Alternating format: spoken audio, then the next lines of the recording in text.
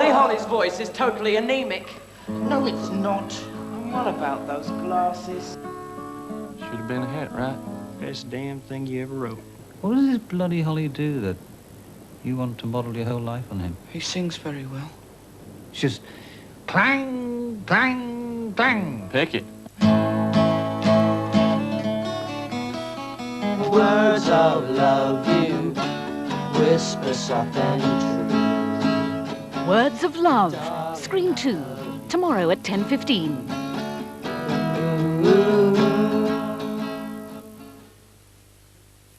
BBC One's Match of the Day in a little over 15 minutes will feature today's FA Cup fourth round games between Norwich City and Sutton, Aston Villa versus Wimbledon and Plymouth v Everton.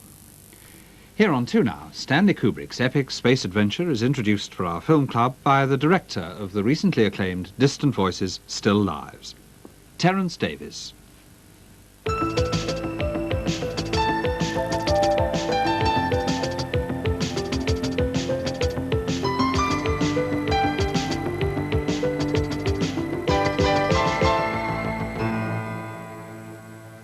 Tonight we will see the last film in this film club season devoted to Stanley Kubrick, 2001, A Space Odyssey, which is my personal favourite.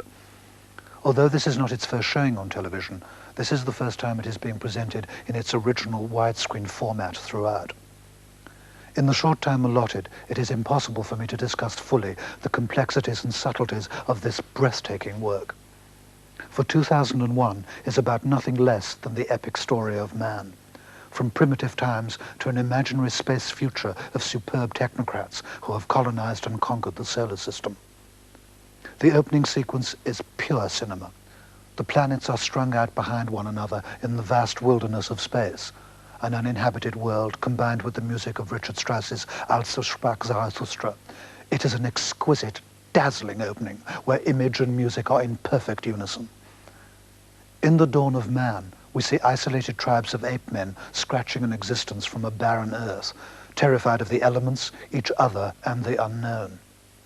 Then, inexplicably, a black monolith appears to them. This object, which is to recur throughout the film like a leitmotif, would seem to represent all that is unknown and unknowable. The monolith imparts terror, then a kind of knowledge to our primitive ancestors, the knowledge of weaponry and how to kill. The transition from the dawn of man to the beginning of our next century is marvelously realized.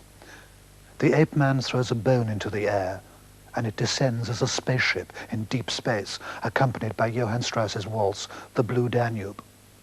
Then, in a series of wonderful modulations, Kubrick takes us from these wheeling and gliding spacecraft into the vast circular ship, and it is revealed that the black monolith has reappeared to man.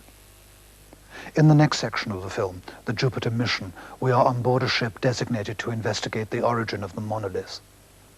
The ship is virtually controlled by a highly sophisticated computer named HAL 9000.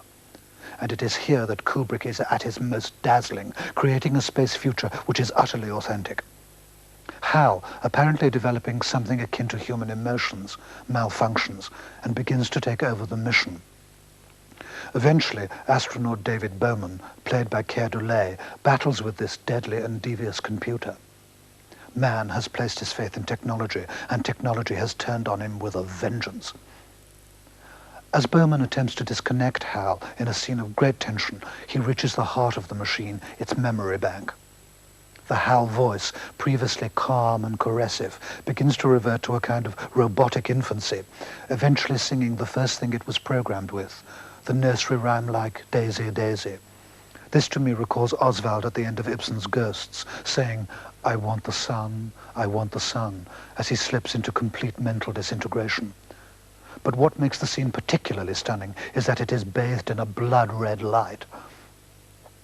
In the final part, Jupiter and Beyond the Infinite, Bowman is drawn into a fantastic corridor through time and space. He experiences his own aging, death, and rebirth as the universal child floating in embryo in space, like the planets we saw at the very beginning of the film. All time is cyclical, all space is infinite. Special effects, technical skill, narrative, image, and music all combine into a picture of almost flawless texture and unity. It is as exciting today as when it was made 20 years ago, long before the days of Star Wars made voyages into the solar system seem commonplace. If all paths of glory lead but to the grave, as indeed they do, 2001 has shown us that not only has the journey been worthwhile, but that the journey has been a glorious one.